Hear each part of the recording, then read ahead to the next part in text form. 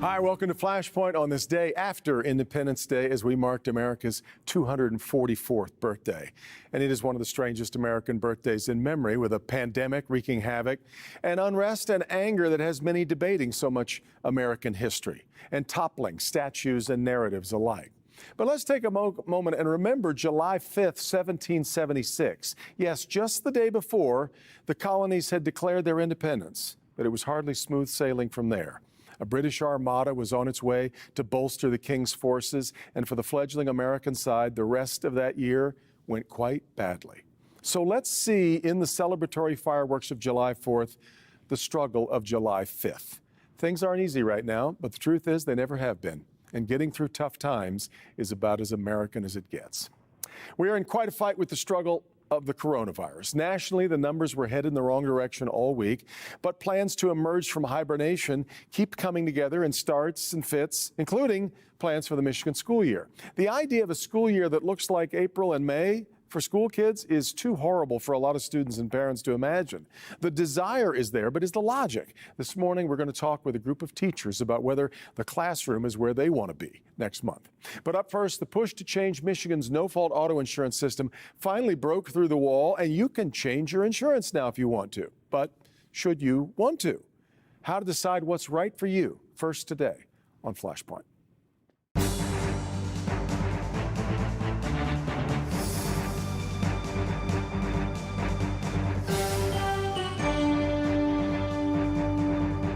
So, of course, you'd like to lower your car insurance payment. That means lowering the amount of coverage you carry. You can now do that in Michigan, but do you want to? What do you need to think about in making that calculus? Anita Fox is the director of Michigan's Department of Insurance and Financial Services. Anita, this is a really complicated thing that I think we've already figured out that there is not one answer for everybody on how to approach this. I would say that's true. There isn't one answer, but I'm not so sure that it has to be so complicated. You know, we make decisions about our insurance all the time. You know, what kind of health plan do you want? Do you want the bronze, the gold? Yeah. Do you want a higher deductible? Do you want replacement costs on your house? So we just now have some of those choices in No Fault Now. And we have at the Department of Insurance and Financial Services a lot of resources. We have a dedicated website at michigan.gov/auto insurance that can walk you through your choices so that you can take advantage of the savings under the new law. Well, what this largely means for people, I think, is mostly understanding their own health care that they carry to maybe a level that they haven't understood it before. Yes, that's part of it. So basically, one of the major things people have to decide is what limit of medical coverage for an auto accident do they want under their auto policy? So we've never had to make this decision before because for the last 40 years, Michigan has had the highest benefits in the nation. Yep. Unlimited lifetime medical benefits and related rehabilitation benefits if you're catastrophically injured in an accident. And those are great benefits, best in the country. But they're also very expensive. And we were reaching the very top of how expensive auto insurance was for all the states in the union as well. And so it's great coverage, but only if you can afford it. And we found a disproportionate number of drivers were driving uninsured. Yeah. So what the new law does is says, look, if you still want to keep that as the only state in the country where you can get that unlimited lifetime medical, you can keep that. But if that's too expensive or doesn't meet your insurance needs for what your family needs for medical costs, the first choice you can make is, do I really need unlimited lifetime benefits? I could go down to $500,000 per person per accident, $250,000 per person per accident, or if I'm on Medicaid, I can go down to $50,000 per person per accident. And that's where your health care coverage comes into some kind of more refined choices. So we're at a time that we're in the middle of a pandemic, though, where we've got a lot of people whose employment situation is really iffy right now. I'm wondering how much this is complicating the decision making that people are having to make.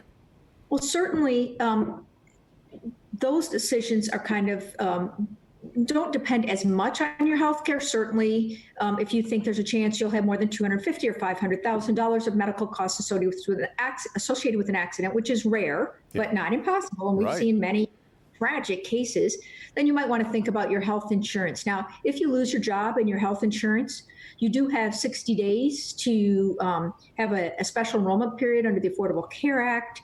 If you had, for example, been Medicare eligible but not taking Medicare because you are still working and lose your job, you can then apply to Medicare during a period after that happens as well. So there are still some options. But what the new law also does is, in the past, you could coordinate your health insurance with your auto insurance, meaning you could say, look, I want my health insurance to pay first and my auto second, so I'd like a discount on my auto insurance for that. Now you could say, I only want to rely on my health insurance. Yeah. And therefore, I don't want to pay any of those medical benefits under my auto policy. So drivers also have a decision to make, though, on the liability side of this. And we're already seeing ads for people who are suggesting that maybe it's a good time to start carrying an umbrella policy. You think that's going to become fairly common, or is that going to be pretty unique to those who need that kind of coverage? That's a different part of the policy. So what an umbrella policy goes is to what we call bodily injury, property damage, which is the portion of the policy that covers you if you are claimed to be at fault in an accident and someone sues. So those limits have gone up because inflation and the like, right? That hadn't been changed since the 1970s, but also before, although people could sue you for pain and suffering and other things, you knew that anybody you hit had unlimited lifetime medical benefits for their auto accident. And that's not true now. And so you've got to take that into account as well. And one of the ways you may want to do that in talking with your agent is an umbrella policy. Now that depends on what kind of assets do you have to protect? What kind of income do you have? How have you otherwise protected your assets if you do have assets and income? And honestly, your risk tolerance. Are you somebody who would just rather not have any chance and have the highest insurance limits? Or you're somebody who'll say, like, look, the chances of that happening to me are small. I'll deal with it when I can. I'd rather save money now. Yeah. But that's why you're hearing about umbrella policies now. Liability's always been a thing. Now you have an additional item that could potentially be included in the plaintiff's damages. Well, Anita, that's a pretty good start on understanding the little roadmap that we all need to follow here and figuring out what's right for each one of us. I really appreciate your time. Thanks so much for being here. Thank you.